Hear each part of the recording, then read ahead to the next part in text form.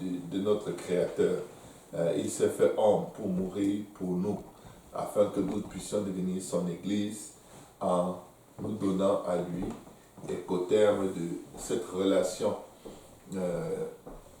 avec lui, nous puissions aboutir aux noces de l'agneau. Nous allons prier et le Seigneur va nous aider ce soir. Amen. Amen. Alléluia. Seigneur, nous te bénissons, nous te rendons grâce pour le frère Barossi, la sœur Viviane, pour tous les frères, pour toutes les sœurs, Seigneur, pour tous ceux qui sont près, pour tous ceux qui sont loin.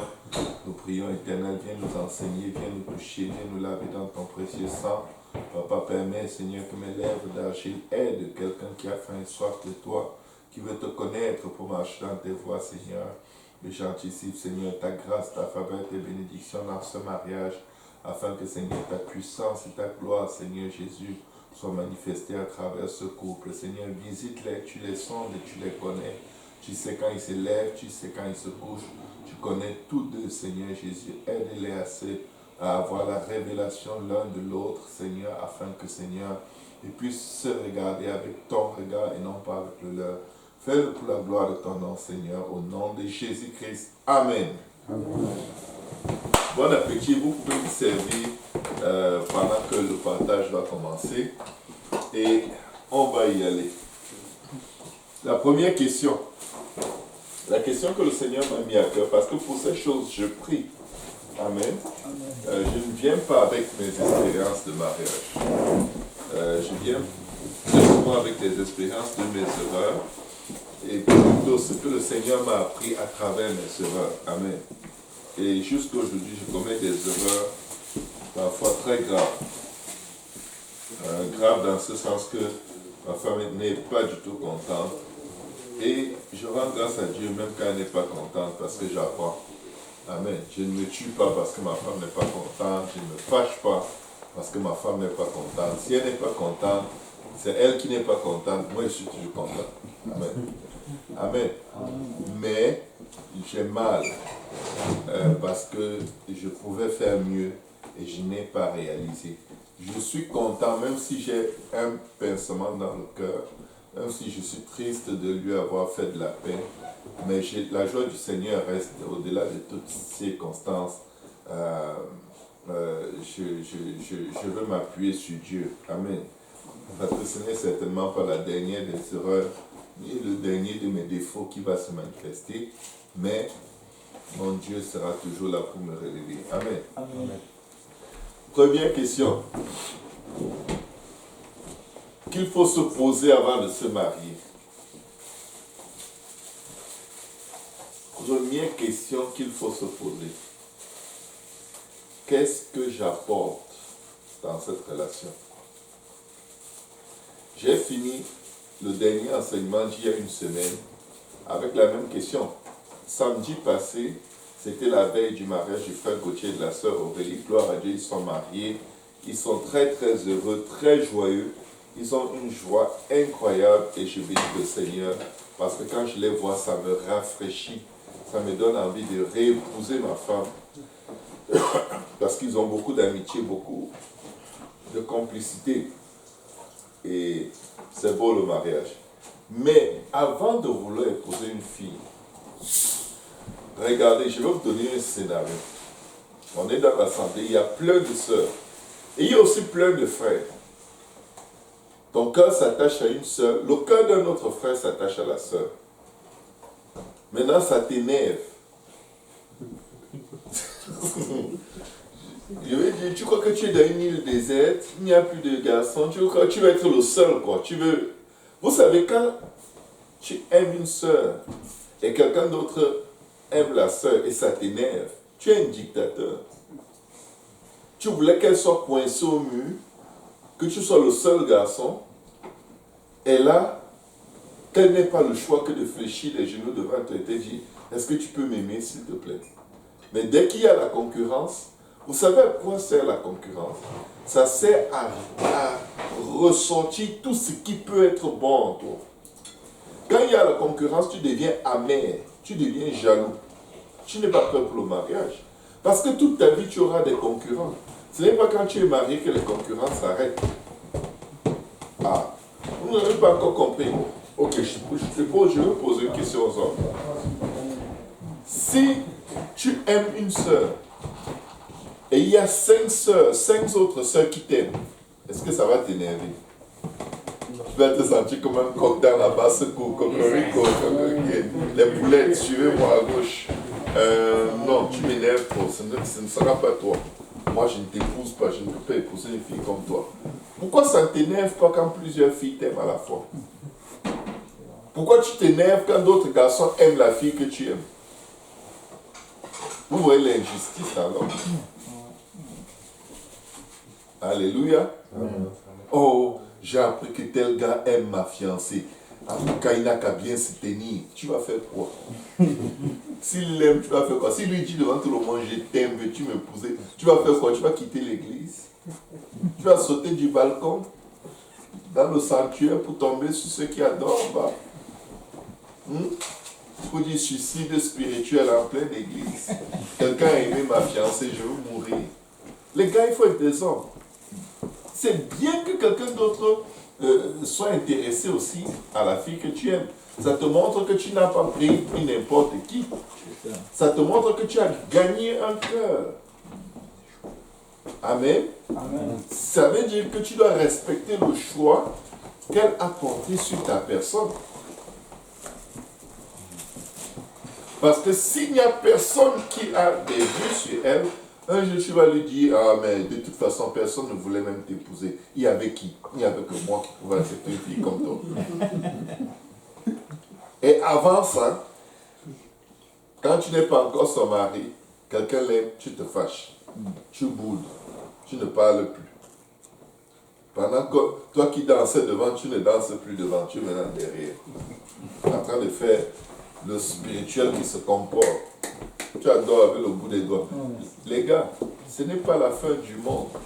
Si ton frère dans l'assemblée aime la fille que tu aimes, et que la fille que tu aimes commence à l'aimer à ta place, ça veut dire que ton offre n'était pas acceptable. Travaille dans ton offre au lieu de travailler dans la jalousie. Alléluia. Amen. Travaille sur ce que tu as offert. Qu'est-ce que tu as à offrir à une sœur pour qu'elle te préfère à la place des autres? Si c'est ta belle veste, il y a des gars qui font la sapologie à l'église. Ils s'habillent, ils sont comme ça. Tu mets n'importe quelle chaussure, il y a quelqu'un qui a une chaussure meilleure que la tienne. N'importe quelle veste, il y a quelqu'un qui a mieux.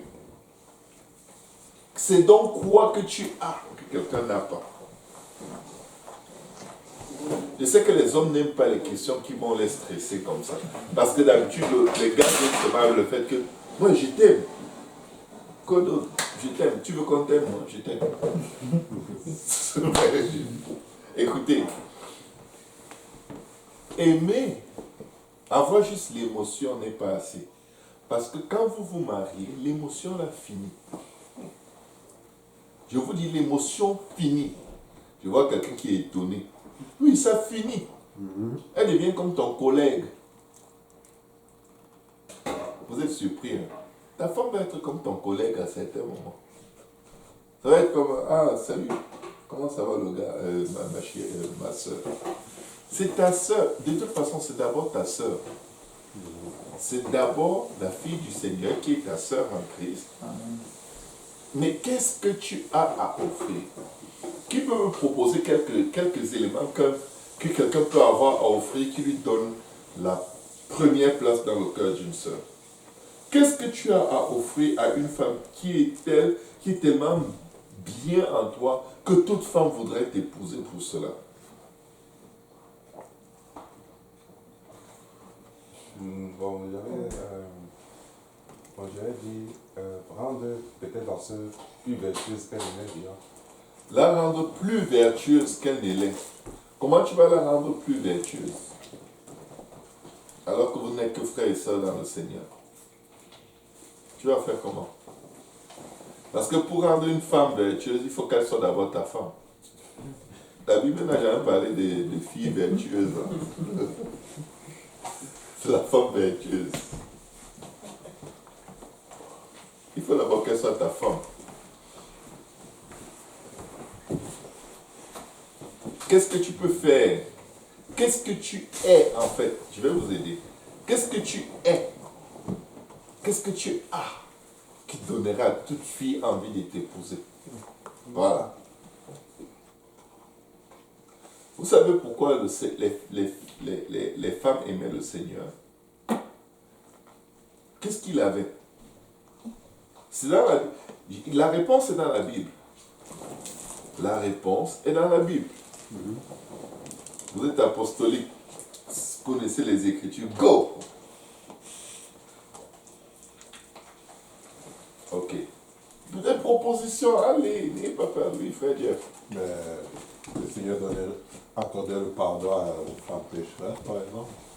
Le pardon est une des choses très importantes. Les gens viennent avec l'idée que l'autre va être parfait. Non, tu épouses une catastrophe comme toi. Tu épouses un être humain qui ne se connaît même pas. Comme toi-même, tu ne te connais pas.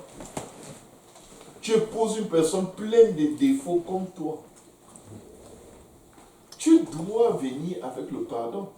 Dieu a tant aimé le monde qu'il a envoyé son Fils unique afin que quiconque croit en lui, l'époux est venu, afin que quiconque croit en lui ne périsse pas, mais qu'il ait la vie éternelle. Tu viens donner la vie dans tous les aspects qui sont morts dans la vie de cette personne. Aussi bien toi, l'homme, que la femme. Pourquoi l'homme et la femme?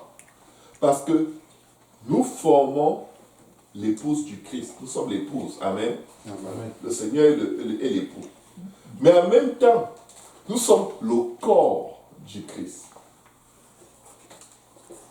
Christ est la tête et nous sommes les membres. Vous voyez, nous sommes des deux côtés. Nous sommes dans le rôle de l'époux et nous sommes dans le rôle de l'épouse. Sauf que dans les deux rôles, la tête qui réfléchit, la pensée qui dirige, c'est la pensée du Seigneur. Qu'est-ce que Jésus est venu donner? Est-ce qu'il y en a qui ont reçu le Saint-Esprit? Oui. Pas du fait que tu as reçu l'esprit de l'auteur du mariage. L'auteur du mariage, voici ce qu'il dit. Luc 4, verset 18. L'Esprit du Seigneur est sur moi. Est-ce qu'il y a quelqu'un ici qui a reçu le Saint-Esprit? Maintenant, écoutez bien. Écoutez bien. L'Esprit du Seigneur est sur toi, mon frère. Parce qu'il t'a oint. Pas avec la crème Nivea, pas avec la vaseline, pas avec le parfum Chanel Coco numéro 5. Parce que la plupart des onctions des frères à l'église, c'est autour de leur parfum et de leur belle veste. Non, je suis très sérieux. Tu vas voir un frère qui est tellement habillé apostoliquement vôtre. Mais le gars peut être amer. Amer jusqu'à ce que le bitaco là n'est pas assez amer. Écoutez les gars, ce n'est pas normal qu'un homme soit amer. Et l'amertume, c'est pour les gens qui ont les émotions qui sortent par le nez comme la moutarde. Amen. C'est les gens qui sont plus émotionnels que tout, qui peuvent se permettre des sentiments d'amertume comme ça, des sentiments trop passionnés. C'est efféminé d'être toujours porté par ces émotions. Mais si tu as reçu le Saint-Esprit, voici ce que la Bible dit. Parce qu'il m'a oint pour annoncer une bonne nouvelle aux pauvres. Tu dois être capable d'encourager. Les pauvres, c'était ceux qui étaient pauvres en esprit. Ils avaient une bonne nouvelle. Ils hériteront le royaume. Est-ce que tu es capable de dire à la fille que tu aimes, tu vas aller au ciel. Tu marches avec moi, tu vas aller au ciel. Je m'engage devant Dieu. Tu vas voir la face du Seigneur. Je ferai tout ce qui est en mon pouvoir pour que toi et Jésus, que vous marchiez sur les rues pavées d'or, je donnerai tout pour que tu vois le Seigneur. Vous savez quelles sont les conversations généralement? Tu vas avoir combien d'enfants?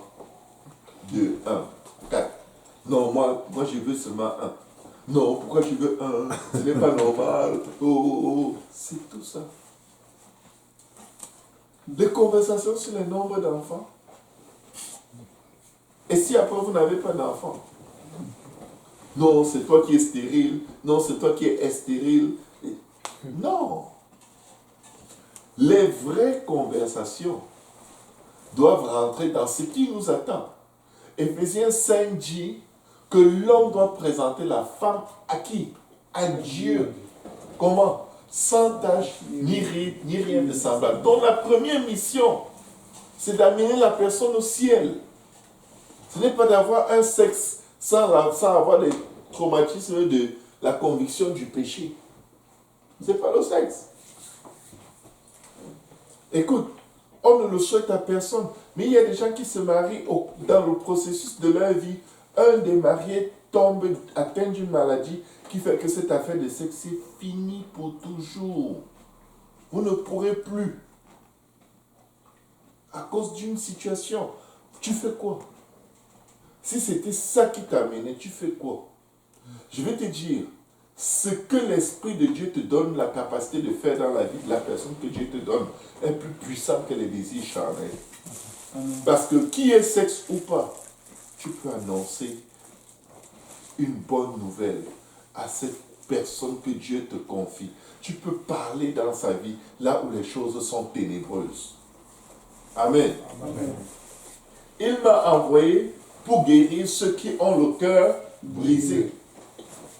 Pas pour achever ceux qui ont le cœur brisé.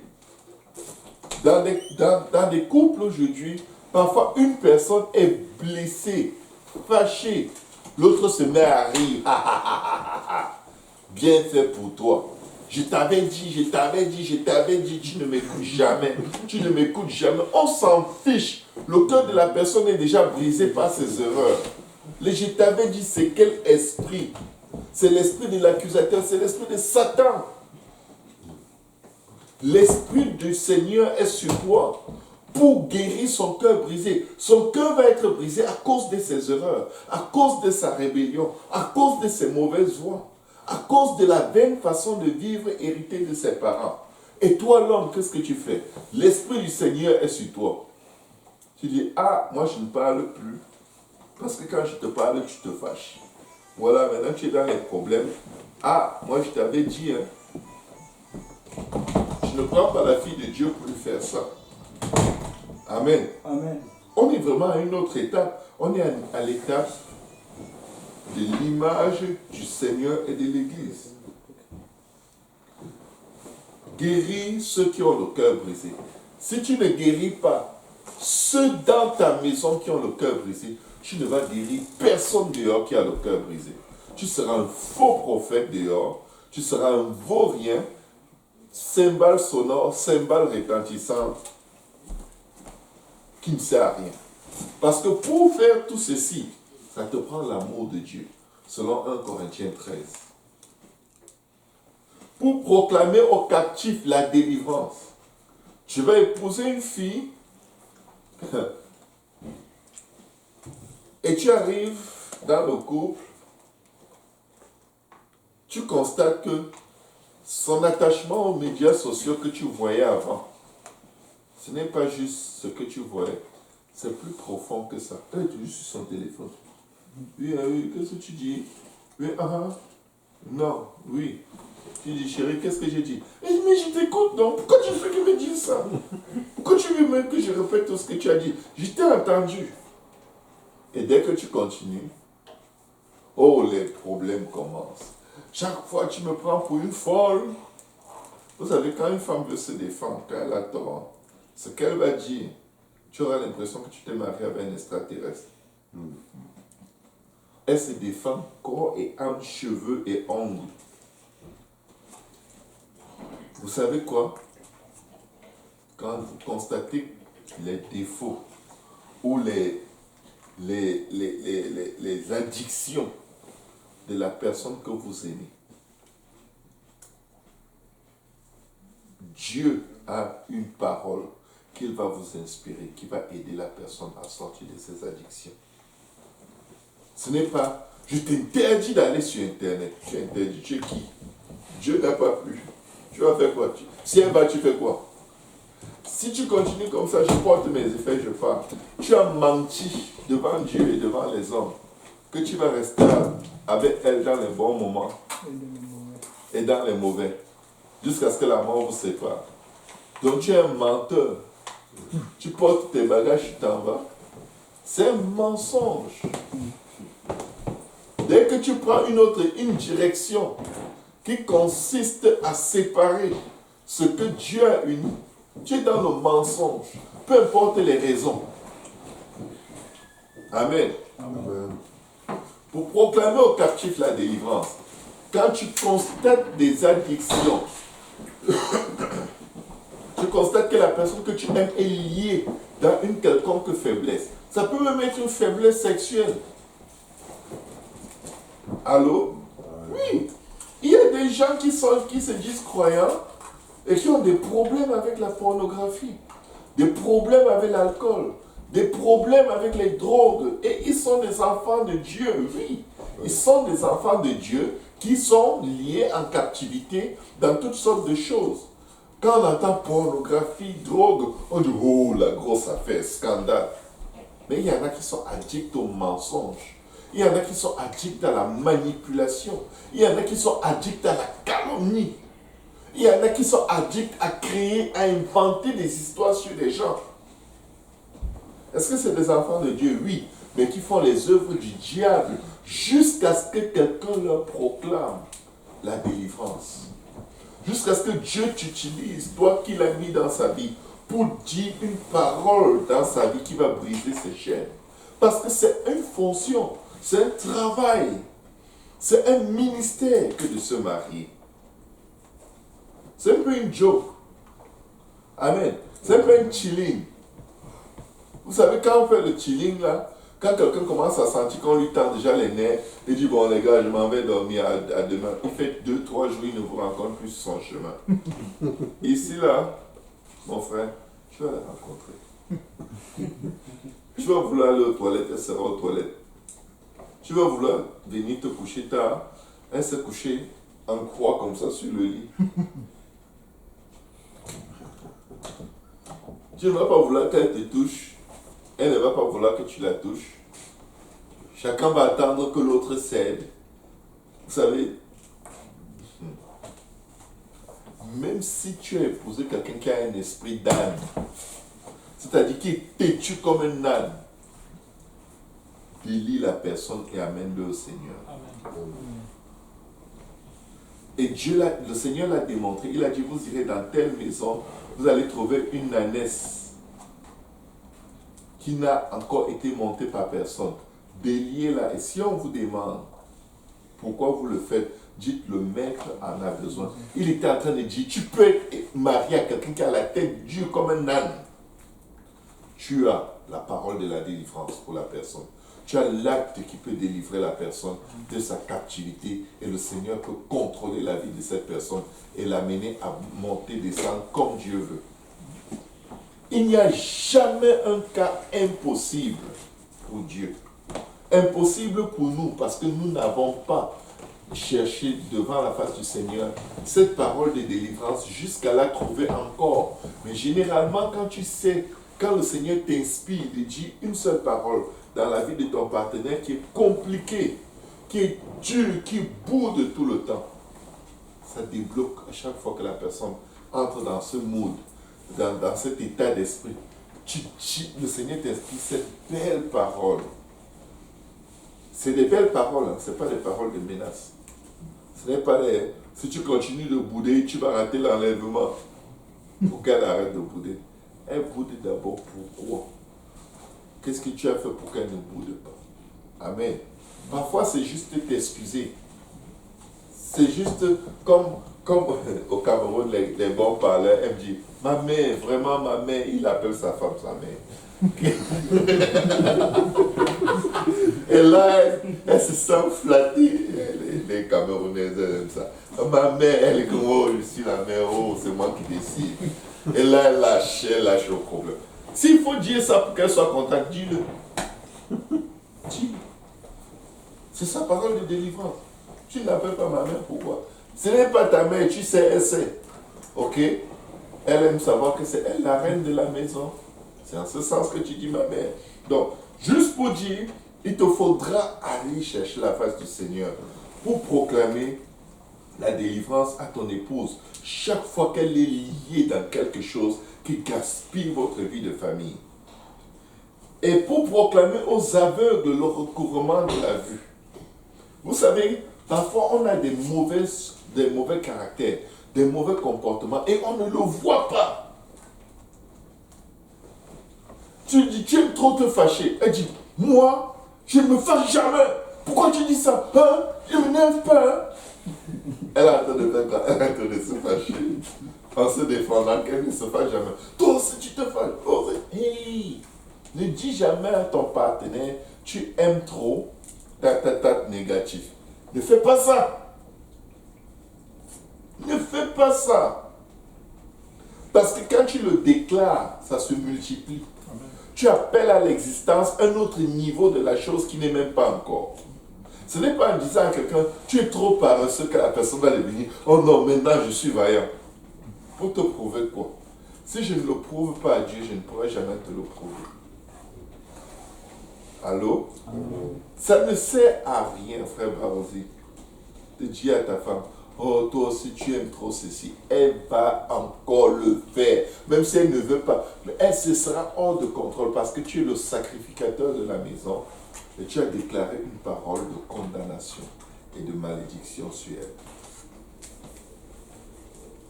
Il faut faire très attention aux paroles qui sortent de nos bouches parce que l'Esprit du Seigneur est sur toi et tes paroles sont puissantes. Maintenant, si tu viens là balancer les critiques, balancer les remarques, ce n'est pas parce que ce que tu dis est faux, mais en les proclamant, tu les multiplies. Mais si quand elle est au pire de ses capacités, au pire de tout ce que tu peux attendre d'elle, tu dis, chérie, je sais que tu es une femme vertueuse. Tu suis les étapes, c'est un processus normal. Si tu fais des erreurs, ne reste pas dessus. Prions ensemble, ça va aller. Je t'ai aimé comme tu es et je vais t'aimer comme tu es jusqu'au bout. Je te dis là, juste cette phrase, le Saint-Esprit rentre dans la personne et commence à amener la personne à réaliser ce qu'elle est. Mais je vais vous dire, pour que ça arrive, il faut que tu aies répété la même conduite positive au moins 20 fois. Parfois, ça va prendre des années pour que la personne réalise, oh, ce qu'il me disait depuis 4 ans, c'est aujourd'hui que je réalise que c'est vraiment mauvais. Quand tu dis la vérité à ton partenaire avec un ton menaçant ou un ton colérique, ce n'est plus une vérité pour la personne. L'instinct naturel de la personne met une muraille de protection et cette vérité ne pénètre pas parce que la personne rejette la condamnation. Mais quand tu lui dis, la chérie, est-ce qu'on peut prier ensemble juste 1 minute? Tu ne lui dis pas, j'ai remarqué que toi tu ne pries jamais. Tu n'aimes pas la prière.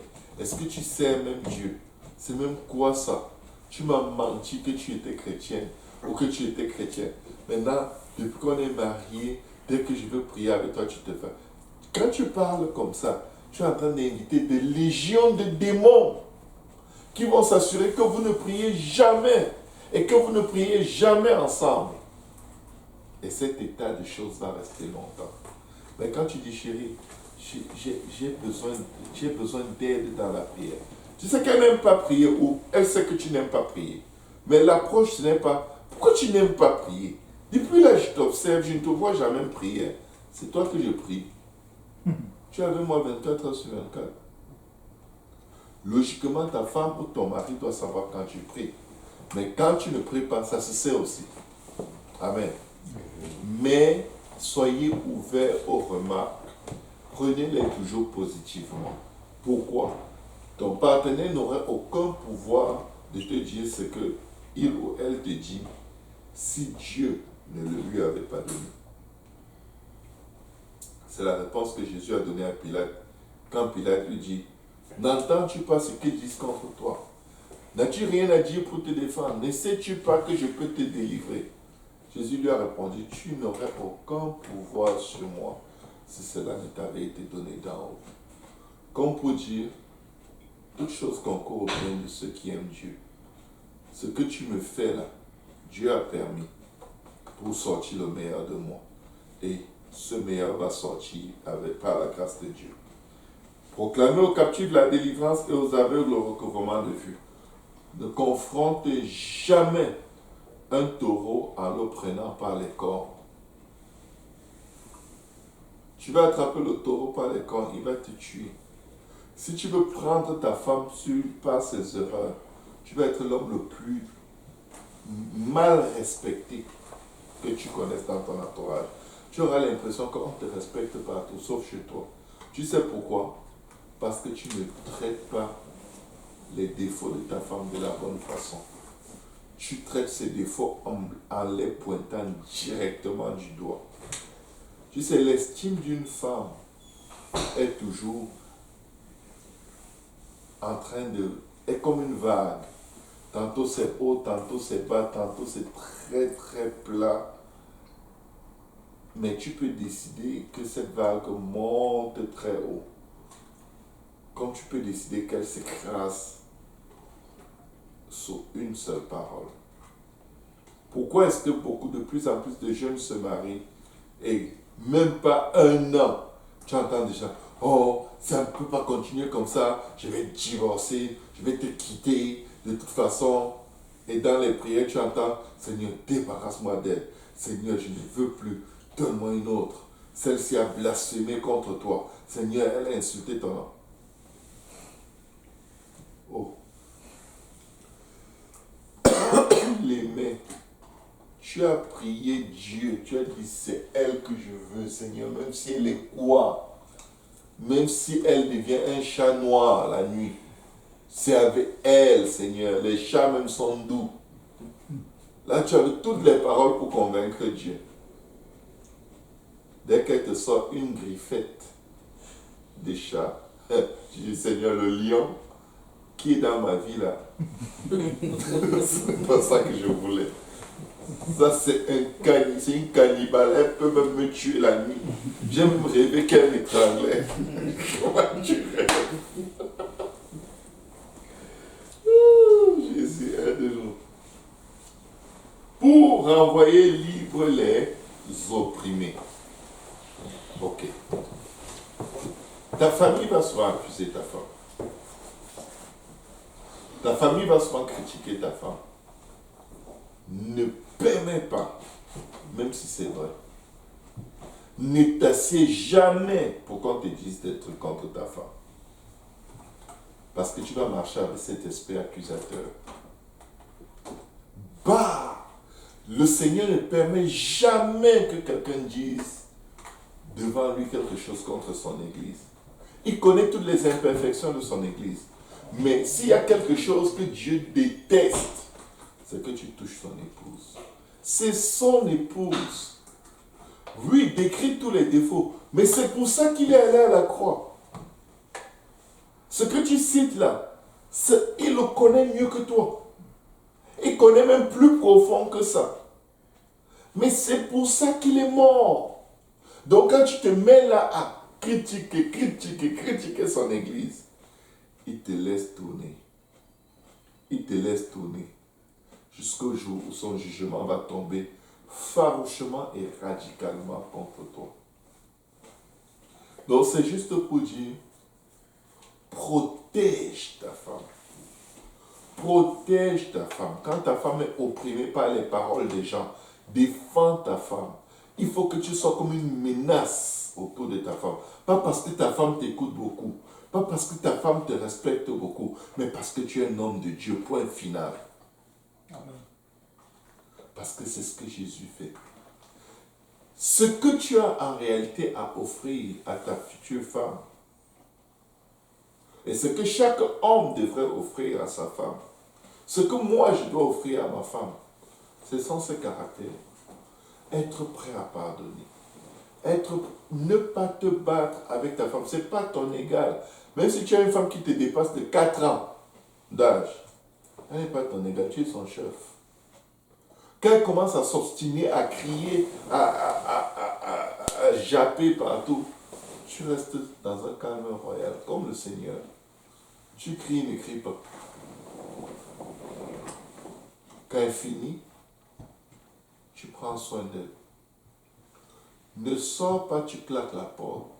Parce que si l'ennemi sait que dès qu'il met un peu le feu dans la maison, tu sors, tu claques la porte. Quand tu sors, tu claques la porte. Il y a des esprits qui viennent parler au cœur de ta femme. Regarde ce voyou. Un jour, il va m'abandonner avec les enfants. Elle commence à créer des comptes bancaires cachés. Elle commence à faire des trucs cachés. Parce qu'elle te regarde tous les jours comme un gars qui va potentiellement fuir.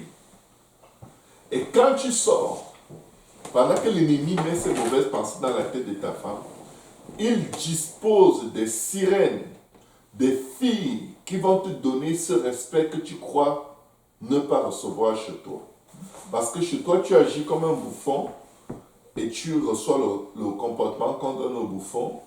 Maintenant, tu vas dehors, tu agis comme un gentleman, tu reçois le comportement qu'on donne au gentleman, tu te dis, mais on me respecte partout sauf chez moi. Ce n'est pas vrai. Chez toi, tu es un autre homme. Quand tu arrives chez toi, tu es déjà stressé. Parce que ta femme va te dire, est-ce que tu peux m'aider à laver les assiettes? Tu dis, mais non. Moi, je ne lave pas les assiettes. Je suis quand même le chef de la maison. Le chef fait tout. Le vrai chef prêche par l'exemple. Il ne prêche pas par son organe génital. Oui. Pourquoi est-ce qu'on croit qu'on est les chefs? Parce que comme Pasteur Graham dit, quand on vérifie notre équipement, on voit qu'on a l'équipement masculin. Ce n'est pas ça qui fait de toi le chef. Le chef, la Bible dit que celui qui veut être le chef des autres, qu'il soit leur esclave. Amen. Amen. Qu'il soit l'esclave, le serviteur. Si tu veux vraiment être heureux dans ton couple, fais tout ce qu'il faut faire. Et faire tout ce qu'il faut faire, charnellement parlant, c'est niaiseux. Je lui dis, tu vas être gazé à certains moments, je lui dis, tu sais quoi, on laisse comme ça, c'est pas grave, je m'en fiche. Laisse aussi. Elle va te dire, non, je n'ai pas envie de le faire, mais je veux que toi tu le fasses. Alors que tu veux te reposer, alors que tu veux dormir, alors que demain matin tu dois sortir tôt. Elle t'appelle à 2h du matin. Est-ce que tu as vérifié si la porte est fermée? Tu dis non. Elle dit, s'il te plaît, va vérifier. Je suis trop fatigué. Toute la journée, j'ai travaillé. S'il te plaît, va vérifier. Je dis, oh non, chérie, il n'y a rien. Personne ne va entrer. Elle dit, comment ça? Comment ça te dit? Comment elle a vu au journal? Comment on a tué quelqu'un dans son sommeil?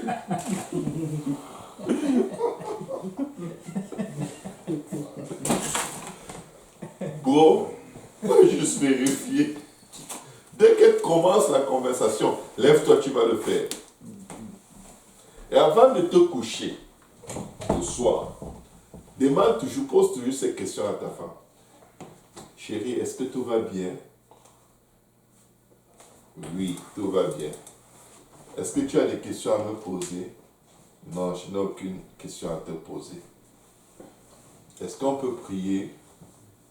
Oui ou non? Si elle dit non, ne force pas. Tu lui souhaites bonne nuit et tu dors. Parce que si tu ne poses pas cette question, tu auras les questions à 2h du matin. En plein hiver. Chérie.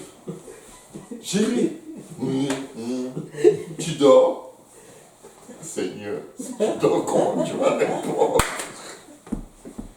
Oui, je dors. Tu ne dors pas. Comment tu peux dormir? Tu dis oui, je dors. Quelqu'un qui dort ne répond pas.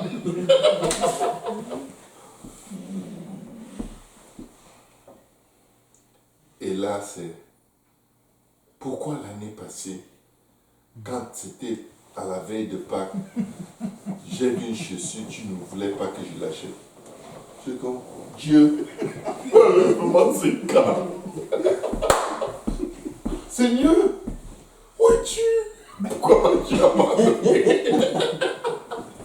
L'année passée, à la veille de Pâques, je suis en train de dormir. Je vais au travail à 5 heures. Chérie, ça va? Ça sorcellerie ou c'est quoi? C'est comme ça les femmes. Elles se souviennent de la puce du lit qui a piqué son pied quand elle avait 2 ans. Pourquoi tu n'étais pas là pour la défendre? Donc c'est juste pour te dire, c'est tout ça le paquet. Mais la beauté de tout ceci, c'est que si tu réagis toujours comme le Seigneur aurait réagi, tu vas la rendre très heureuse. N'oublie jamais, jamais, fais ce que Jésus aurait fait. Si ce n'est pas ce que Jésus aurait fait, ne le fais pas. Ne boude pas. Un homme qui boude est un efféminé. Jésus ne bouda point. Montre-moi un verset qui dit « Et Jésus bouda ». Non, il parlait. Il te met à ta place. La vie continue. Apprenez à parler à vos femmes en parabole. Si vous ne voulez pas frapper droit, priez pour avoir les paroles de sagesse. Parce que la vérité ne se dit pas directement de façon frontale, de façon confrontationnelle. C'est pourquoi Jésus parlait beaucoup en parabole, de sorte que même les petits-enfants pourraient comprendre. Et les pharisiens criaient, ils grinçaient les dents. Parce que c'était dit tellement bien que personne ne pouvait dire, il m'a insulté.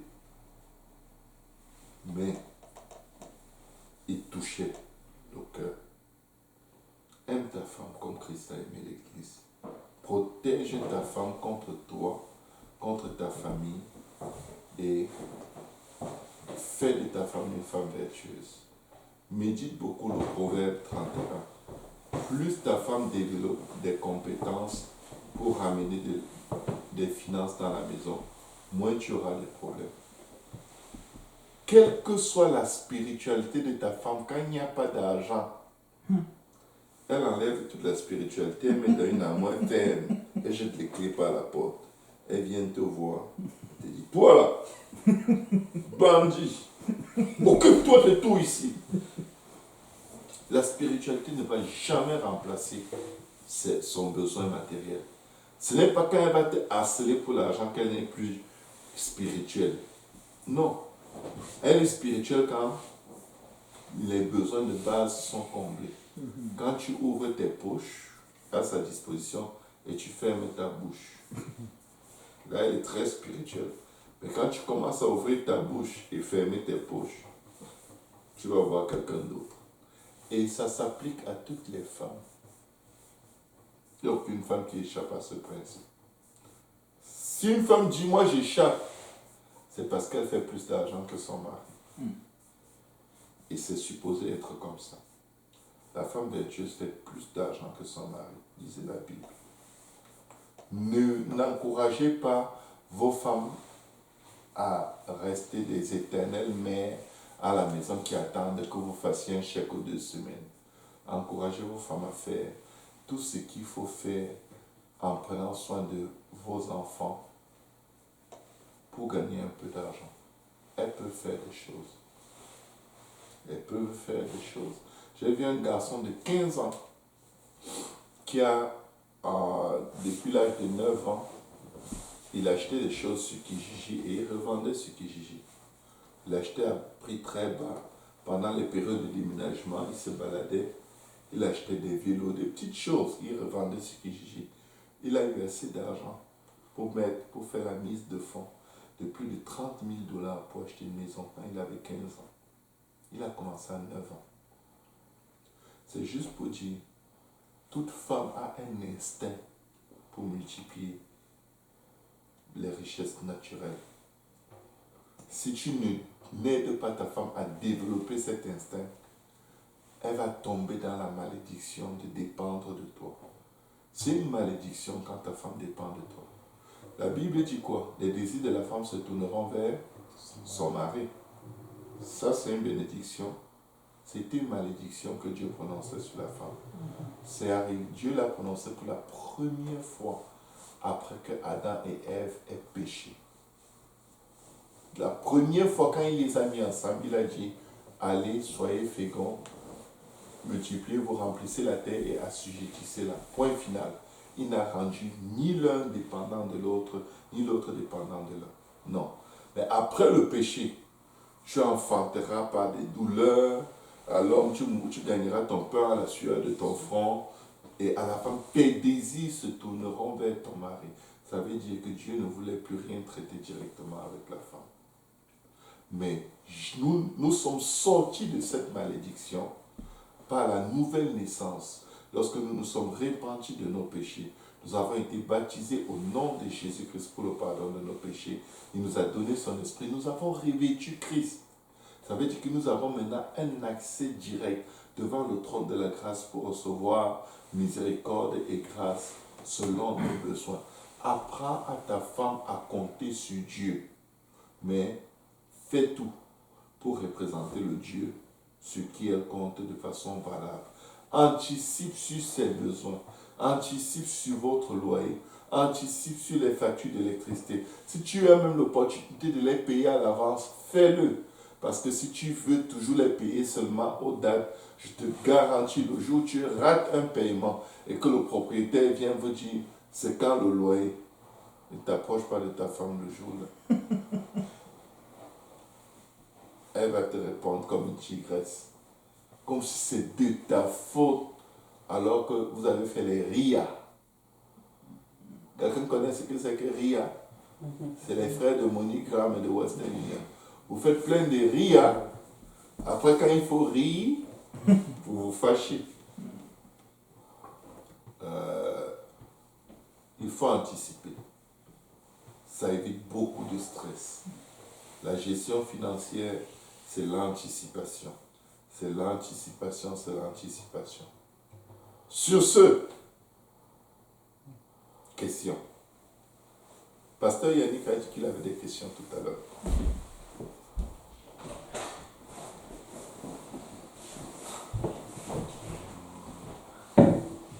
Pasteur a des questions? Oui. Moi j'ai une question. Oui. Est-ce que, bon, financièrement, est-ce que nous-mêmes on doit gérer nos finances ou on doit laisser sa femme gérer les finances? Est-ce que nous, on doit gérer nos finances ou on doit laisser sa femme gérer les finances? Qu'est-ce qui détermine la gestion? Est-ce le sexe? Est-ce l'âge? Ou est-ce l'aptitude à bien gérer? L'aptitude à bien gérer. C'est tout. Ça détermine qui va gérer. Il faut être assez honnête pour te rendre compte. Je suis dépensier, ma femme ne l'est pas. Je vais lui confier la gestion des finances. Et moi, je vais faire juste le service de recouvrement. Chérie, est-ce que tu as payé la facture de téléphone? Oui, c'est payé. Gloire à Dieu. Est-ce que tu peux me donner un peu d'argent pour le carburant? Oui. Je crois qu'il y en a qui sont traumatisés. Moi, je demande l'argent que j'ai travaillé à ma femme pour le carburant. Mais oui. Tu es dépensier. Si ce n'est pas entre ses mains, tu vas tout dépenser. Tu dois savoir qui tu es en termes de finances. Et si tu n'acceptes pas de te laisser aider par cette aide que Dieu t'a donnée, tu vas toujours couler ta famille financièrement. Tu vas toujours couler. Même si tu te dis non, cette fois-ci je vais être organisé, tu vas faire des achats impulsifs. Ta belle chaussure que tu as achetée, ça fait 6 mois, tu vas trouver une chaussure en promotion qui coûtait 350 $. Maintenant, on dit que ça coûte seulement 85. Tu vas dire, mais non. Ça, c'est une bonne chaussure. Avec le mariage de Simplice qui vient tout de suite après mon mariage, il faut que j'ai une autre chaussure. Je ne vais quand même pas porter. Et là, tu vas acheter, dis à ta femme, non chérie, j'ai vu une affaire en or. $350, ils vendaient à 85. Ça va être ça ton justificatif. C'est comme ça que les gens qui sont dépensiers justifient leurs dépenses. C'était en promotion. Tu achètes la promotion au lieu d'acheter ton besoin. Confie. Sois honnête devant Dieu. Confie les finances à la personne qui gère le mieux. Et ça va toujours marcher. Amen. Amen. Pasteur Yannick, c'était quoi la première question? Est-ce que les sœurs doivent prier pour se marier? Bien sûr. Il n'y a rien de tel que la prière pour se marier.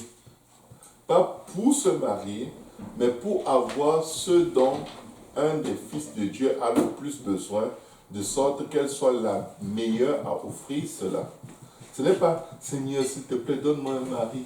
Éternel, donne-moi un mari. Fais attention. S'il te donne un mari qui est impatient, ça veut dire que tu dois plutôt développer des caractères. Il ne faut pas prier pour se marier, honnêtement. Il faut prier pour avoir le caractère d'une femme mariée. Parce que c'est le caractère qui est la clé qui ouvre la porte à ton mariage. Il y a des femmes qui jeûnent pour se marier, qui prient, qui se lamentent devant Dieu. Mais leur caractère est impossible. Parce qu'elles croient que se marier, c'est avoir un homme avec qui tu peux dormir. Non. Dors même avec ton nounours, tu seras peut-être mieux. Parce que l'homme peut te fuir. Il peut te fuir parce que ton caractère est tellement comme la teigne. Tu sais, le genre de femme qui veut absolument te changer. Dès qu'elle entre dans ta vie, non, je ne veux plus que tu portes des chaussures comme ça. Non, je ne veux plus que tu portes le pantalon comme ça. Non, tout, elle change. Ta coiffure, il faut que tu aies un peu plus de cheveux comme ça parce que tu ressembles au Chris Cross. Hey, c'est quoi? On ne peut pas. Là où tu te trouves, c'est un processus qui a pris des années. Maintenant qu'une personne vienne et veuille du coup tout switcher, ça va durer pendant un temps. Mais à un moment là, tu vas être comme, you know what? Laisse-moi tranquille. Donc, il faut prier pour avoir le caractère approprié aux yeux de Dieu pour qu'il te confie un homme que tu ne vas pas fuir après. Que tu ne vas pas supplier Dieu d'enlever de ta vie. Parce qu'après tu vas dire c'est le fils du diable. Alors que c'est ton caractère qui est diabolique et que tu ne réalises pas. Autre question.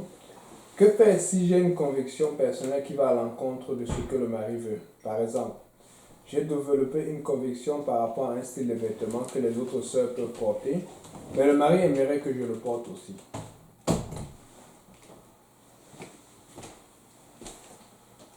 Là, peut-être je n'ai pas bien compris. Je répète.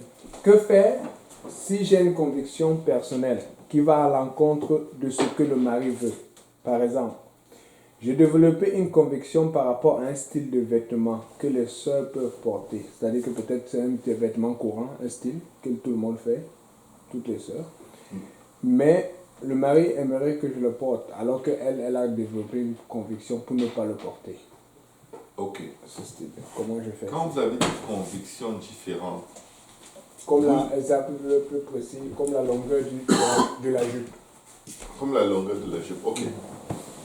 Il ne faut pas avoir des convictions personnelles. Je vais vous dire pourquoi.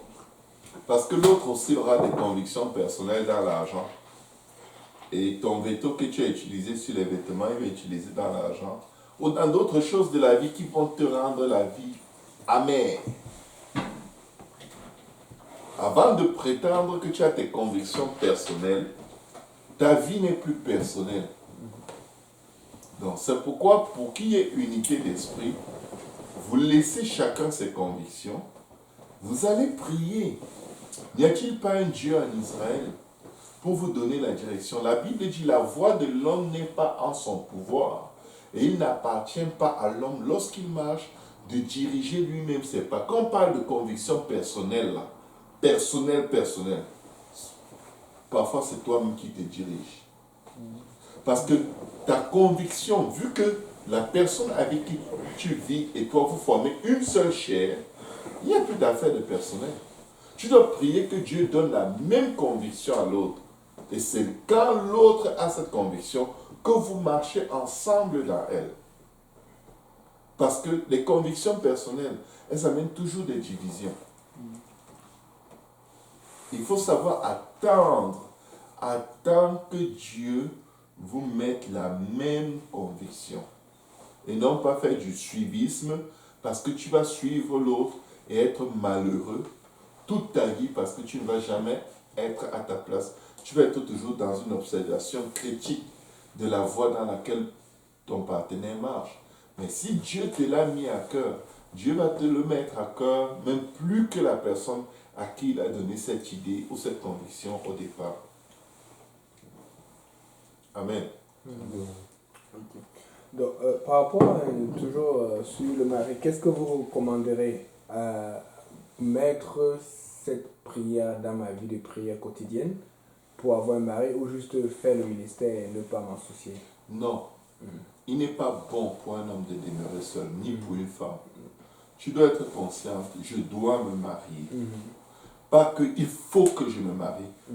Je veux me marier. Tu as le droit de désirer te marier. Tu as le droit d'être fatigué d'être seul. Mais je vais te dire une chose. Si Dieu te fait attendre, c'est parce qu'il y a des paramètres qui ne sont pas encore à la bonne place. Dieu n'est jamais en retard dans la vie de personne. Si Dieu te fait attendre, c'est que tu n'es pas prêt par rapport à ce qu'il a en réserve pour toi.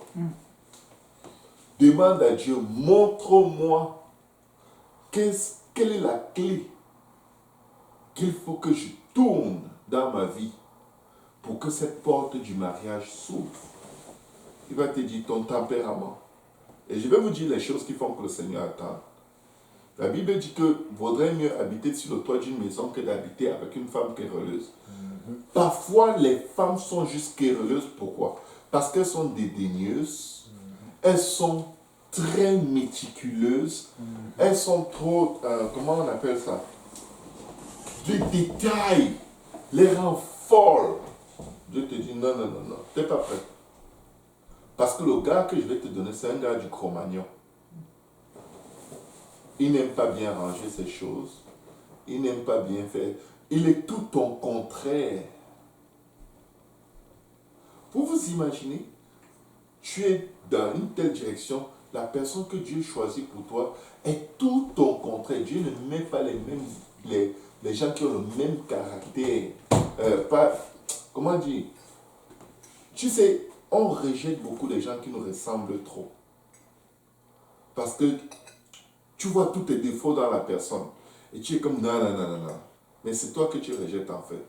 Mais les gens qui ont ce que tu n'as pas, ils te complètent. Tu es quelqu'un qui crie beaucoup, l'autre personne est très calme. Tu es quelqu'un qui fait trop de bruit, l'autre personne est calme. Tu vas te sentir rassuré près de cette personne. Parce que si tu aimes faire le bruit et l'autre personne aime aussi faire le bruit, ça va être chaud. Hein?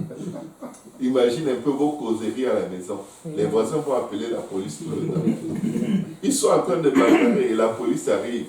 Ils vous trouvent en train de crier en riant. Ça ne marche pas. C'est juste pour dire, quand Dieu te fait attendre, il est Dieu. Il y a les païens qui se marient, non? Amen. Mais toi, quand tu te maries, c'est pour aller au ciel. Tu ne te maries pas pour être marié, pour qu'on dise de toi que tu n'es plus célibataire. Pourquoi tu veux te marier? Qu'est-ce que tu as à offrir à un homme? Quoi? L'argent? Je vais vous dire une chose. On a un Occident. L'argent, honnêtement, là, avec les grincements dedans, on n'en veut pas. On n'en veut pas.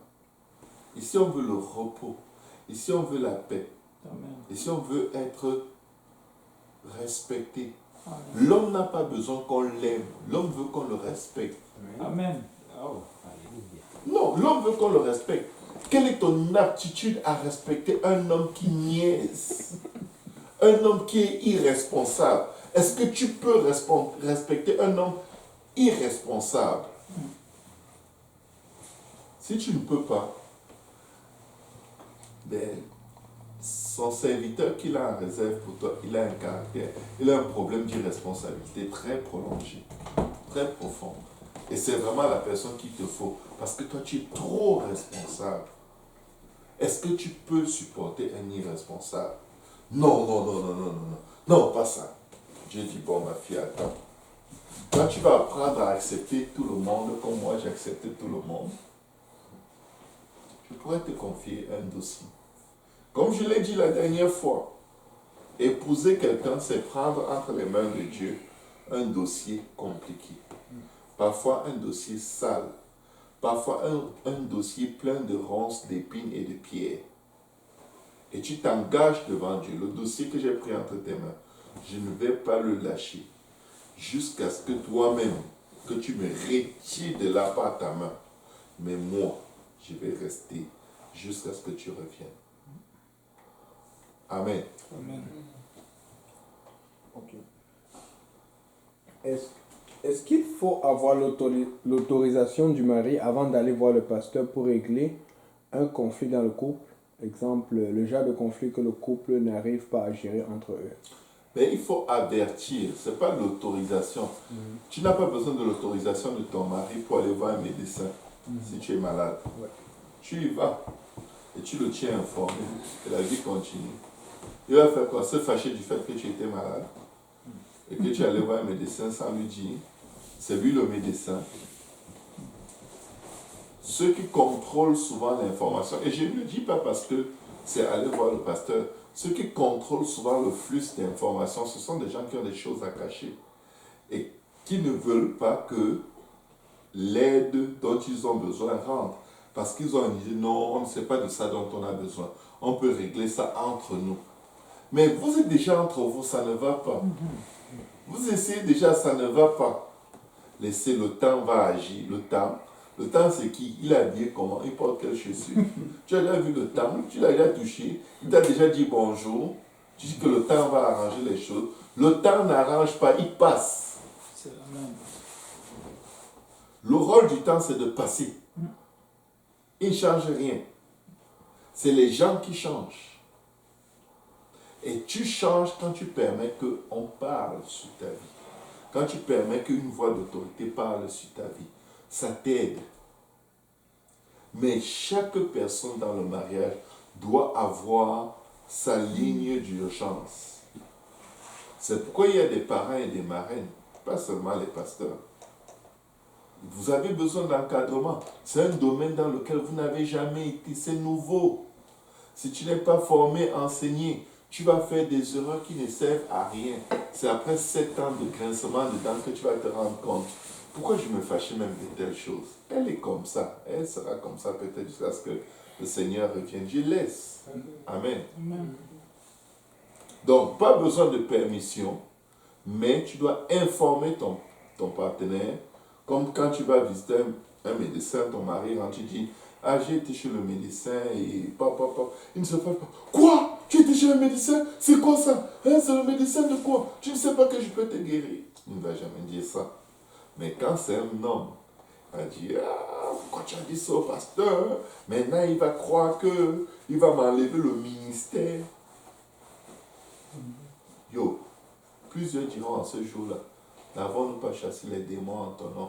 N'avons-nous pas fait beaucoup de miracles en ton nom? Il le dira, je ne vous ai point connu, vous qui commettez, éloignez-vous de moi, vous qui commettez l'iniquité, parce que le salut de ton âme doit dépasser ton désir de prospérer dans un ministère. Amen. Amen. Ton âme d'abord, parce que si tu es sauvé, tu vas amener des gens au salut. Amen. Si tu n'es pas sauvé, tu vas parcourir la terre pour faire un prosélyte et ensuite faire de lui un fils de la géhenne. Et c'était le problème que Jésus avait avec les pharisiens. Si un frère t'approche, est-ce que c'est correct de permettre la communication pour pouvoir le connaître ou si tu n'es pas intéressé, c'est mieux de bloquer dès le départ parce que tu veux éviter les... Ok. Un frère t'approche d'abord pourquoi? Parce que nous devons nous approcher les uns les autres à l'église de toute façon. Nous devons être proches les uns des autres. Mais la proximité qui vit vers l'intimité, c'est réservé aux gens qui ont l'intention d'un commun accord de parcourir un cheminement qui peut aboutir par la grâce de Dieu au mariage, si c'est la volonté de Dieu. Mais nous devons nous approcher, nous devons pouvoir dire, tu travailles où? Qu'est-ce que tu fais dans la vie? Et s'en tenir là. Maintenant, tu habites où? C'est quoi ton numéro de téléphone? Il faut que ce soit défini. C'est par rapport à quoi? Il y a quoi? Tu veux quoi? Pas mon numéro de téléphone. C'est pour regarder mon statut sur WhatsApp tout le temps. C'est pour m'envoyer des messages d'encouragement. Juste fais-le en prière. Amen. Parce que peut-être il le fait avec 3-4 sœurs. Il est en train de tester. Mon testeur marche ici, il y a le courant là-bas, il n'y a pas le courant, ici c'est rouge, là-bas c'est... Pas de testeur. Si quelqu'un fait son testeur, n'accepte pas en tant que fille que tu sois dans sa liste. Amen. N'accepte pas. N'accepte pas. Travaille fort. Amen. On doit s'approcher, on doit se parler, on doit souvent manger ensemble en bas. Je vais vous dire quel est le problème qu'on a dans la maison de Dieu, parfois, dans certaines assemblées. Tu ne dis jamais bonjour à une soeur, tu ne dis jamais bonsoir, tu ne dis jamais comment tu vas. Et la première fois que tu lui parles, tu veux l'amener au restaurant pour lui dire comment tu l'as observé. Ça fait des années que tu l'observes et tu as trouvé tel caractère. Et vous savez qui fait des choses comme ça? Satan rôde comme un lion. Qu'est-ce qu'il fait? Il observe. Il cherche qui il va dévorer. Les relations qui aboutissent sur le mariage doivent toujours se bâtir sur une amitié d'abord. Je vous dis, vous aurez des moments où vous ne serez pas du tout amoureux l'un à l'autre. Mais votre attachement à cause de votre amitié sera plus profond que le sentiment d'amour. Sachez vous parler les uns aux autres. Comment va l'école? Bien, gloire à Dieu. Tes parents vont bien, gloire à Dieu. Bye bye. Tu ne peux pas sortir avec ça subitement et la semaine d'après, tu commences à vouloir faire la course. C'est comme, come on. Où est-ce que tu étais depuis? Et là, tu arrives, tu trouves qu'il y a quelqu'un d'autre qui est là depuis. Ça t'énerve. Tu commences à dire, Seigneur, Seigneur, pourquoi m'as-tu abandonné? Non mais, communique sur ta soeur de façon naturelle, désintéressée. Amen. Amen. Bienvenue, frère Christian. Comment une jeune sœur est-elle censée se comporter avec les frères? Doit-elle être amicale ou juste bonjour, bonsoir? Okay. Est-ce qu'elle doit aller faire les femmes premier ou... Comment une jeune sœur doit-elle se comporter? Une jeune sœur doit-elle se comporter avec les frères? Doit-elle être amicale ou elle doit juste être bonjour, bonsoir? Jeune sœur, c'est d'abord quoi? Toutes les sœurs à l'église sont jeunes. Comment une jeune sœur doit-elle se comporter avec les frères? Doit-elle être amicale ou elle doit juste être bonjour, bonsoir? Les filles restent avec les filles, les gars restent avec les gars. Tout le monde se dit bonjour, bonsoir, comment tu vas? Tu vas à quelle école? Que le Seigneur te bénisse. Est-ce que je peux prier pour toi? Gloire à Dieu, bye bye. Tes parents vont bien. On est une famille. On est une famille. Mais jouer avec les frères, c'est autre chose. Jouer, faire les blagues tout le temps, rire. Quand les frères dansent, tu viens danser avec eux.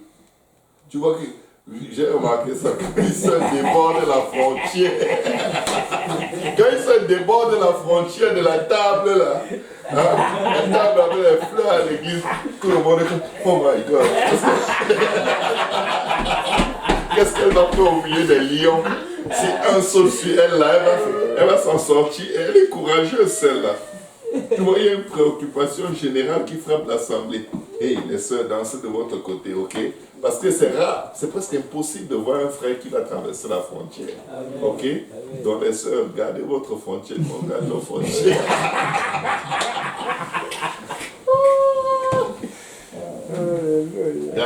Restez à la frontière, amen. Donc, les sœurs ne jouent pas avec les frères. Parce que quand tu blagues trop avec les garçons, tu te rends vulgaire. Et c'est fatigant pour un gars de réaliser ta valeur si toi-même tu ne la réalises pas. Amen. De toute façon, c'est quoi le but du jeu? Vous jouez quoi? Vous êtes à la garderie. Une jeune sœur, elle a quel âge? Elle a 12 ans, elle a 14 ans, elle a 16 ans. Les jeunes sœurs, là, les ados, là, évitez les contacts avec les ados. Regardez, vous avez peut-être 10 ans devant vous pour vous marier. Vous commencez déjà à jouer avec un gars. C'est pour que ça fasse quoi? Pour que vous ayez les crises de cœur. Et avant d'atteindre 20 ans, vous aurez rompu des sentiments émotionnels au moins 15 fois. Vous serez déjà tellement entraîné à rompre dans des rapports affectueux que même si vous vous engagez, vous allez vous engager avec l'anticipation de rompre quand vous aurez l'âge. Tellement vous êtes habitué à ce que les garçons vous déçoivent. Tu es là traumatisé toute ta vie parce que tu avais 14 ans et tu étais amoureuse d'un frère de 16 ans et il t'a déçu, il a aimé une autre sœur. Tu es là, ça fait 10 ans que ça s'est passé, tu es toujours traumatisé. Tu avais 14 ans. Il avait 16 ans, c'était même pas un homme. C'était un bébé. Tu es traumatisé. Tu deviens adulte, tu es traumatisé par l'affaire. Arrêtez que les gars restent de leur côté, les filles restent de leur côté. C'est tout. Mais la communion fraternelle, elle est OK. Amen. Chacun connaît ce qu'il veut quand il parle à quelqu'un du sexe opposé. Si tu sais que ce que tu veux n'est pas ce que tu veux, alors ne donne pas l'impression à l'autre que c'est ça. Par exemple, oh my God, ça c'est une bonne question. Il y a des allumeuses et des allumeurs. Dans la maison de Dieu, oui. Ils sont comme des briquets. Même si tu éteins, il fait le feu, tchac, tchac, tchac. Dès que tu brûles, il dit ce n'est pas moi, je ne sais pas ça que je voulais. Je ne sais pas que tu brûles, éteins-toi, éteins-toi. Ça, c'est des sorciers. Tout le temps en train de tester si son briquet marche. Il teste sur cette soeur, il teste sur celle-là, il teste. Arrêtez d'allumer vos briquets partout. Parce que tu brises les cœurs. Mais leur ange se tient devant Dieu tous les jours. Et c'est enregistré. Et un jour, quand tu ne vas pas t'y attendre, quelqu'un va mettre ton cœur en pièces. Double mesure, pressée, secouée qui déborde. Non, il ne faut pas faire ça.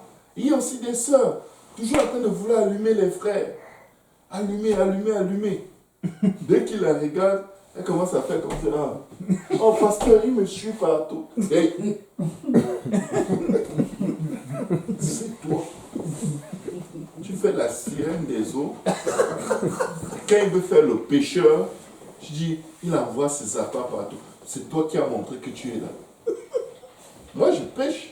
Et moi, je ne vais jamais pêcher à un endroit où je n'ai pas soupçonné les poissons. Et quand je découvre un coin où il y a des poissons, j'ai toujours mon matériel de pêche dans ma voiture. Si je voyage en passant dans le coin, je m'arrête pour prendre une pause. Je lance mon feu. J'ai vu qu'il y avait des poissons ici. Ok? Donc c'est pour dire, il faut être sérieux. Dieu voit tout. Dieu connaît quand même les gestes les plus anodins. C'est pour séduire, c'est pour faire le don juan. Tu donnes, comment? Écoutez, c'est très mauvais quand 2 personnes crois que tu veux les épouser au même moment. C'est très mauvais. C'est tellement mauvais. C'est un esprit tel. Lisez l'histoire de Don Juan dans Molière. Une histoire séculière. La Bible, j'ai même failli dire la Bible. L'histoire de Molière dit que Don Juan est descendu en enfer vivant.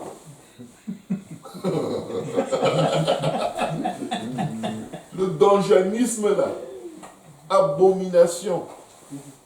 Respectez les cœurs. C'est pas un jeu, c'est très dangereux. C'est très dangereux. Parce qu'il est venu guérir ceux qui ont le cœur brisé. Donc, Jésus est en train de travailler sur quelqu'un que toi tu as magané. Attends, dès qu'il va finir de guérir la personne, il va venir te faire rendre des comptes. Prochaine question. Non, là, c'est bon. Il n'y a pas de question. Tu as fini? Ouais. Mais you can see the right. Ouais. Quelqu'un d'autre a une autre question? Qu'est-ce que tu as à offrir? Vous savez ce que les gens du monde pensent qu'ils ont à offrir? Des bonnes relations sexuelles. C'est pourquoi ils veulent se goûter avant le mariage. Oh non, et si après ça ne se passe pas bien, après ça ne marche pas, après si on n'est pas compatible, donc on doit d'abord vérifier avant. N'importe quoi. N'importe quoi. C'est l'amour qu'on reçoit et qu'on donne, le respect qu'on reçoit et qu'on donne, qui donne tout l'épanouissement dont on a besoin dans l'intimité. Quand ça ne marche pas dans l'intimité, c'est parce que on n'est pas respecté ou on ne respecte pas l'autre. Il y a quelque chose. Quand l'estime de soi grandit, toutes les hormones s'alignent pour que tout le reste marche. Quand tu es marié à quelqu'un sur qui tu cries beaucoup, que ce soit la femme qui crie beaucoup sur son mari ou l'homme qui crie beaucoup sur sa femme, ta libido en est affectée. Tes hormones en sont affectées. Tu ne peux pas prendre un bon plat de nourriture. Tu dis, ah, regarde-moi, ce n'est pas beau. Cette couleur, je n'aime pas ça. Le sel, regarde les légumes et les œufs. Après, tu prends. C'est bon, hein? Ça ne va pas marcher. Tout ce que tu dis de la chose déconnecte tout ton système d'appréciation par rapport à la chose. C'est la même chose dans le mariage. Tout ce que tu dis de ton mari ou de ta femme va déconnecter ton système d'appréciation. Je veux vous dire une chose, l'amour n'est pas un hasard, c'est plus qu'une émotion. L'amour se cultive, l'amour est un feu qu'on entretient. Plus tu l'apprécies, plus tu développes, tu te concentres sur ce qui est bon et tu ignores ce qui est mauvais, plus l'amour augmente. C'est qu'on dit de l'amour que l'amour est aveugle. Amen. Amen. Pour vraiment aimer, il faut minimiser les défauts, maximiser l'appréciation des qualités et chérir la personne. Et pour conclure, ne t'attends pas à ce que la personne change. Tu seras toujours heureux. Si la personne change, oh, gloire à Dieu, un bonus. Mais en tout cas, je t'aime avec ou sans changement de ta part. C'est ça l'amour. Amen. Priez beaucoup les uns pour les autres dans votre couple. Ça va toujours tout régler. Tout. Au nom de Jésus. Amen. Amen. Amen. Plus de questions? Gloire à Dieu.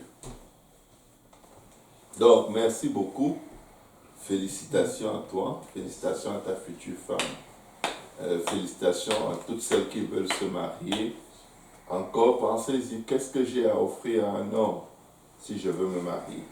Développe tes compétences dans ce que tu as offert. Développe ton aptitude à gagner ta vie sans dépendre d'un homme, mais en sachant que tout ce que tu as, tu mettras à la disposition de ton homme, c'est pour l'honorer. Développe juste tout ce que Dieu a en projet pour toi en tant que femme. Ça, c'est un message aux femmes. Et les femmes doivent savoir que être célibataire n'est pas une condamnation, ce n'est qu'une étape de préparation. Amen. Ce Ce n'est qu'une étape de préparation. Et on ne se marie pas pour être au chaud en hiver. Ce n'est pas ça. Ah, il y a des gens qui en hiver sont tellement dégoûtés de leur relation qu'ils ne se frôlent même pas. Ils préfèrent encore le froid de dehors. Ils préfèrent dormir dans les arrêts d'autobus parce que cette personne-là à la maison. Ce ne fait vraiment pas de sens. Donc, examinons les motifs dans tout ce que nous voulons et sachons une chose. À la fin, là, si le mariage là ne t'aide pas à te rapprocher de Dieu, c'est un mariage qui ne valait pas la peine. Le mariage doit toujours nous rapprocher de Dieu. Et le mariage te donne toujours deux directions. Ou trop proche de Dieu, ou trop loin de Dieu. La question que je veux poser au mari, votre mariage vous a-t-il rapproché de Dieu? Sinon, changez de comportement.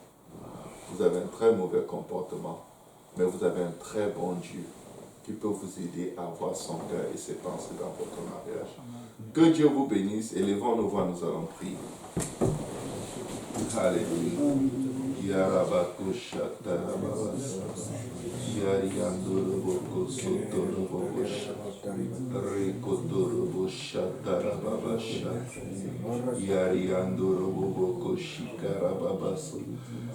Alléluia. Alléluia, Seigneur, nous te disons merci. Nous te confions ton serviteur et ta servante qui, dans quelques jours, vont convoler, Seigneur, dans leurs noces. Nous prions que ton esprit les couvre, les lave, les purifie, les sanctifie. Au nom de Jésus et par ton esprit, Seigneur, glorifie ton nom dans leur vie afin qu'ils te glorifient. Crée en eux un cœur pur, renouvelle en eux un esprit bien disposé. Ne leur cache pas ta face, ne leur retire pas ton Esprit Saint. Accorde-leur la joie de ton salut, Seigneur Jésus. Accorde-leur l'amour, accorde-leur la paix, Seigneur. Accorde-leur, Seigneur Jésus, de marcher à ta lumière, de marcher dans ta paix, de marcher dans ta joie, de marcher dirigé par ton esprit. Papa, crée en eux un cœur pur, renouvelle en eux un esprit bien disposé. Ne leur cache pas ta face, ne leur retire pas ton Esprit Saint. Donne-leur la joie de ton salut, Seigneur. Et qu'un esprit, Seigneur Jésus, de bonne volonté les guide, Seigneur. Papa, mets la sagesse au-dedans d'eux, Seigneur. Et la vérité, Seigneur, sur leurs lèvres, Seigneur. Que tout leur corps, leur âme, leur esprit, Seigneur, travaille à t'être agréable, Seigneur. Car en cherchant à te plaire, certainement ils vont se plaire l'un à l'autre, Seigneur. Nous te prions, pardonne tout péché, toute iniquité, toute transgression dans nos vies. Lave-nous dans ton précieux sang et permets que ta lumière brille sur nous. Et que ta paix qui surpasse toute intelligence garde nos cœurs et nos pensées en Jésus-Christ. Nous ne manquerons pas de te donner tout honneur et toute gloire pour tout ce que tu es, Seigneur, et pour tout ce que tu fais, Papa. Au nom de Jésus-Christ. Amen. Amen. Est-ce qu'on peut applaudir?